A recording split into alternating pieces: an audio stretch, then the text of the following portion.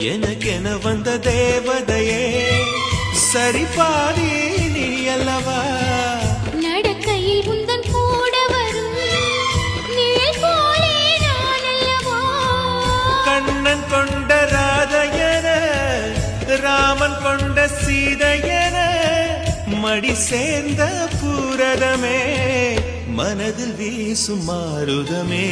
நன்றி சொல்ல உனக்கு வார்த்தை இல்லை எனக்கு நான் தான் மயங்குறேன் என்னுடைய மனச தந்து விட்ட பிறகும் ஏமா கலங்குறேன்